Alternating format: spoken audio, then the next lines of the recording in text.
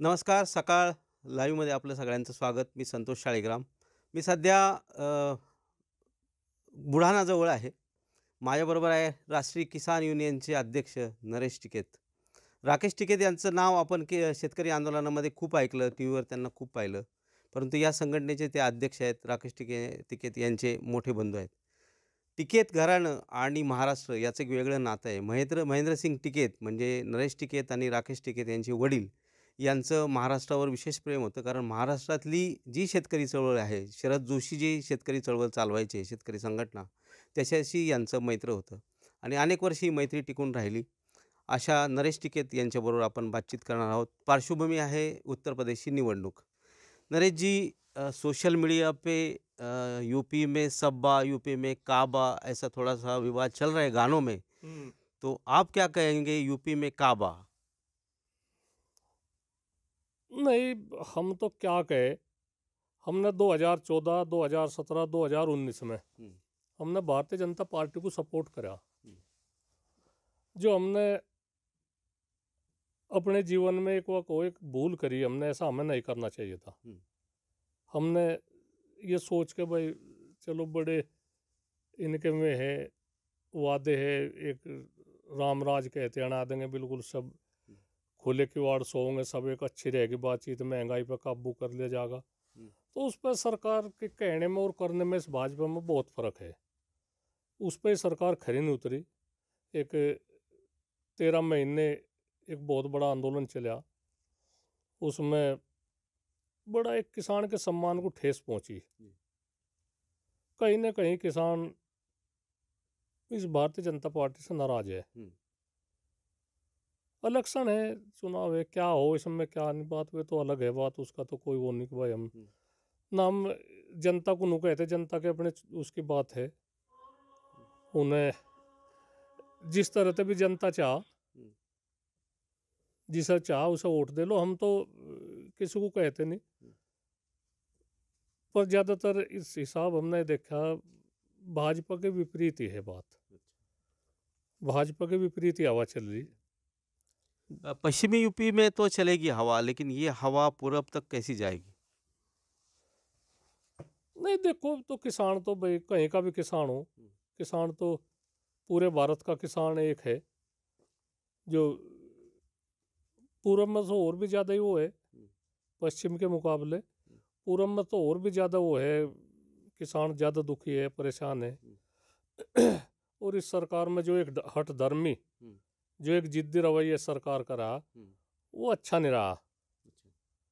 बातचीत करनी चाहती, वादे जो सरकार ने वादे करे थे, एक बार हम हुँ, इस पे वो करेंगे, हम किसानों की आय दुगनी हुँ, करेंगे। किसानों के खर्चे तो दुगने हो गए, आय तो दुगनी नहीं हुई। हुँ, सही। तो और फिर हमारे 700 साढ़े 700 करीब किसान हमारे शहीद हो गए इस हुँ, आंदोलन में। प्रधानमंत्री ने दो शब्द भी नहीं कहा उनके प्रति कि भाई भाई चलो हुँ, हम उनके प्रति सहानुभूति है भाई, जो हमारे किसान इसमें तो चले गए। हुँ। तो कहीं ना कहीं तो लोगों में गुस्सा है, काफ़ी गुस्सा है। एक हिंदू मुस्लिम करके, हिंदू को अलग करके, मुसलमानों को अलग करके, ये पोलराइजेशन करके थोड़ी-सी जो धर्म के आधार पर राजनीति चल रही है, वो कितनी असर करेगी? नहीं करे, बिल्कुल नहीं करे। ये आज मीडिया का ज़माना है, सब पढ़े लिखे हैं, हुँ, सब अपने नुकसान नफ़े की सब जान रहे हैं। हुँ, ना कोई हिंदू मुस्लिम कोई नहीं है बात, हुँ, ना वो चलने की। हुँ, हमें उस बात को नकार देंगे, भाई नहीं है ना, चलो हुँ, विकास के मुद्दों पर बात करो, हुँ, सरकार ने क्या वादे करे, क्या कितनी वो है। ठीक है, किसान भी हम लोग है, किसान पर तो सरकार चाह का हमने सरकार बना दी, जी, कई स्टेटों में सरकार बना दी थी, हुँ, केंद्र में सरकार बना दी। तो हमारी तो बिल्कुल अनसुनी बात करी, हमारी कोई कोई हुँ। सुना ही नहीं है, तो हम क्यों रहेंगे साथ भाई। अभी किसानों के क्या मुद्दे रह गए? जैसे उन्होंने तो आंदोलन स्थगित करने के लिए तो कुछ माँगे मान ली है, लेकिन यहाँ सुनाई देता है गन्ने का कुछ इश्यू है, लाइट का कुछ इश्यू है। नहीं, या बेल्ट जो पश्चिम उत्तर प्रदेश है, हुँ, ये दो ही फसल मुख्य है यहाँ से, हुँ, गन्ना आलू, हुँ, और कुछ क्षेत्र है तराई का जो जिसमें धान भी पैदा हो। हुँ, ये 3-4 फसल है मुख्य, गन्ना, आलू, धान और ये गेहूँ। अच्छा। तो ये 4 फसल है इनकी। आप ये अंदाजा लगाओ, सन 1967 में गेहूं का रेट 76 रुपये क्विंटल था। डीजल उस समय 40 पैसे लीटर था। एक क्विंटल गेहूं में करीबन 200 लीटर से ऊपर डीजल आ जाता। आज एक क्विंटल गेहूं में 20 लीटर डीजल आवे। तो ये फर्क क्यों है भाई? किसान, हमारी तो फसल, हमारी नौकरी नहीं है, कोई तनख्वाह नहीं है, कोई और बिजनेस नहीं। यही है गेहूं की उसकी बात है। आज सरकारी रेट 1975 रुपये है जी, 75-76 रुपये था। चलो बढ़िया तो किसान का, पर जो और महंगाई के हिसाब से उस टाइम पे एक मास्टर की तनख्वाह 70-72 रुपये थी, आज 50,000 से भी ऊपर हो रही। तो उन पर तो नहीं कुछ महंगाई का, उन पर तो कुछ फर्क नहीं पड़ता, उनकी ऐसी तनख्वाह बच जा, पर किसान पर तो फर्क पड़ गया।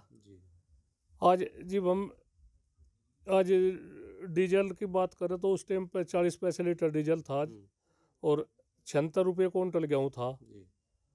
तो हम कितना डीजल ले लेते एक क्विंटल गेहूँ में? सोना 12 ग्राम का एक तोड़ा होया था, और 225 रुपये का 225 रुपये का 1 ग्राम सोना हुआ था, वो एक तोड़ा। आज 10 ग्राम का वो है तोड़ा, और 50,000 रुपये कीमत है। तो यूँ इतना हम तो अपनी उसमें यही सोच रहे, किसानों की इतनी अनदेखी क्यों हो रही? किसान बोल रहे उन्हें आतंकवादी, खालिस्तानी, आंदोलनजीवी, विदेश से कर रहा, पार्टी तक जोड़ कर चले तो उस पार्टी के। तो हम लोग कह रहे इस तरह की बात ना करो भाई। किसान एक सम्मान के पेशा है, उसे सम्मान तक जोड़ कर चलो, उनका सम्मान करो। ईंट है, जो ईंट है, चिनाई की ईंट है, आज 5,5200 रुपये के करीब 1,000 ईंट है। सन 67 में 30 रुपये की 1,000 ईंट आ जाती। 2,500 ईंट एक क्विंटल गेहूँ बेच के आ जाती। आज सब बढ़ गया है, लेकिन किसान की आय नहीं बढ़ी। हाँ। और सम्मान को इस सरकार ने ठेस पहुंचे। हम यही तो चाह रहे भाई, किसान का सम्मान हो। और महंगाई के हिसाब से आज हमारी युवा पीढ़ी है, ये देहातों में तो जो गांव है उनमें तो पलायन कर रहे, शहरों की तरफ को भाग रहे। शहरों में भी रोजगार नहीं, तो कहाँ जाएंगे? ये अपराध की तरफ को भागेंगे, कहीं लूट खसोट करेंगे, कहीं कुछ करेंगे। जो गांव से निकल के बाहर में पता नहीं क्या करेंगे। और एक बात कह रही थी नरेश जी कि ये अपने बात कही, वो अपराध की तरफ जा रहे हैं, उसमें एक बात कही जा रही है कि ये योगी आदित्यनाथ जी ने माफिया राज यहाँ का खत्म कर दिया। बहुत सुनने में आता है, यही मुद्दा उन्होंने चर्चा में डाला है, और उसके ऊपर से भी राजनीति अभी चल रही है। ये सब झूठी बात है, कहीं न कोई अपराधी हो नहीं। ये थोड़ा ही है, किसी का 20 साल पहले किसी केस में नाम आ गया, और उस पर 5-7 हज़ार रुपये का इनाम भूल गया। सरकार की बात है, इनाम भी बुलवा दे, और वो आज पकड़ा गया और उसके पैर में गोली मार दी गई। ये अपराध वो थोड़ा ही है। अपराध तो मुक्त ये होना चाहिए भाई, सबकी सुनाई हो। अगर कोई अपराधी है जिसकी वो सजा बैठती हो, उसे वो सजा मिले। ये थोड़ा ही वो पुलिस को राइट है। ये अदालत कहाँ जाएगी? जो जज बैठे हैं कहाँ जाएंगे? पुलिस को निर्णय थोड़ा ही एक बार किसी को उठाया और गोली मार दी, बस फिर दिखा दिया कि इन्हें पुलिस वालों पर गोली चलाई, फुलाने ये कर दिया, वो कर दिया। ये मुठभेड़ में एक बदमाश मारा गया। तो ये नहीं सब चले। बातचीत सब सुधारना पड़ेगा, जनता को भी सुधारना पड़ेगा। जनता की बेसी बात नहीं, हम नहीं कहते कि भाई जनता को भी सुधार मिल जाना चाह, पर साथ साथ भी शासन को भी इस तरह के ध्यान रखना चाहिए। ये नहीं चाहते कि भाई जिम्मेदारी आदमी गलत सलत बोलना, वे नहीं अच्छी बात है। और एक बात कही जाती है कि राम मंदिर का जो मुद्दा है वहाँ बार बार उठाया जाता है। अमित शाह जी ने कहा कि अगर सपा की सरकार आएगी तो राम मंदिर रुक जाएगा। नहीं, राम मंदिर क्यों रुकेगा सर? राम मंदिर तो जब उसकी नींव रखी गई, एक वो होगी बातचीत, वो पूरा होगा। सरकार किसी की भी आओ, सपा के आओ या बसपा के आओ या भाजपा के आओ, तो राम मंदिर का जब वो है, उसके पैसा इकट्ठा हो रहा, सारी वो है बातचीत, तो पूरा होना चाह। उसमें ये क्यों करके चले कि भाई अमित शाह जी ने कह रहे भाई इस तरह की बात हो, ऐसी नहीं है। सब ठीक चलेगा मामला। पर सब सोच विचार करना चाह, सरकार को भी सोचना चाह। हाँ जी। और आपको ऐसे कुछ मुद्दे दिखाई देते हैं कि जिस पर इन्होंने काम नहीं किया है और काम होने चाहिए? हाँ, ये तो बहुत है इस तरह के मुद्दे। एक मुद्दा तो सबसे बड़ा जो हमने हिसाब देखा, जो गांव में एक विकास में रुकावट आवे, जो ये झूठे मुकदमे हो, जो कोई किसी पार्टी का झंडा लगाया को कहेगा कि ना भाई हमारी सरकार आ गई और हम अब बस जो कुछ भी चाहेंगे वो कर देंगे। तो ये जो अपराधियों को बढ़ावा मिले, तो ये बड़ा खतरनाक है। ये नहीं चाहता मिलना। बिल्कुल अपना सब निष्पक्ष हुआ हो, कोई किसी पार्टी का उसका ना सरकार बनेगी, सबके लिए बनेगी और अच्छी बात रहे। जो किसान के बस की बात है, अगर कुछ किसी चीज की कमी है यहाँ से हमें बताओ, हम किसानों को प्रोत्साहित करेंगे, उन्हें कहेंगे भाई इस चीज की कमी है, दलहन की कमी है, तिलहन की कमी है। आज पूरे देश के भंडार भर रहे, खाद्यान्न की कमी नहीं आसी, आज कोई कमी नहीं है। विदेश में तो जाने की कोई जरूरत नहीं, पहले विदेश में तो अनाज मंगा कर थे, आज विदेश में अनाज का निर्यात कर लो। और किसी भी चीज़ की कोई भी खाद्यान्न, उसमें गेहूँ, चावल, चीनी, जो कुछ भी वो है, जो मैन में है, जो रोजमर्रा के काम आने वाली, उनकी आज किसानों ने अपने खून पसीने की कमाई तक मेहनत से आज पूरा उत्पादन कर रखा। तो किसान को कम से कम उसका रेट तो सही मिले।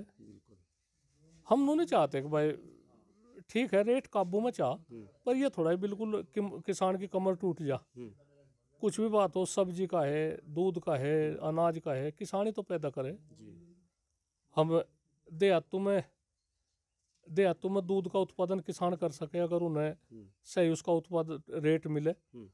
आज किसान को दूध का रेट नहीं मिल रहा, और दूध गांवों में ही पैदा होगा, कृषि पे आधारित है, उसका सही रेट मिलो, किसान शुद्ध दूध सप्लाई करेगा शहरों में भी, उसमें भी। और शहरी आदमी भी जो कुछ है, उनमें भी गांव को एक वैसी नजरों तो देखे, जो अच्छी बात नहीं है। उन्हें अच्छी नजरों तो देखना चाह, अन्नदाता है हमारे पशु का दूध है, गेहूँ है हमारे खेत का है, चावल है हमारे खेत का है, चीनी है हमारे खेत की है। हे होते नरेश टिकेत. त्यांचं स्पष्ट म्हणणं आहे, आम्ही यापूर्वी भाजपला मदत केली, आता मात्र तशी शक्यता नाही, आता बदल अटळ आहे. महाराष्ट्रातील सर्व बातम्यांचे विश्वासार्ह व्यासपीठ सकाळच्या सर्व सोशल मीडिया प्लॅटफॉर्मला लाईक, फॉलो आणि सबस्क्राईब करा. तसंच सर्व नोटिफिकेशनसाठी बेल आयकॉन प्रेस करायला विसरू नका.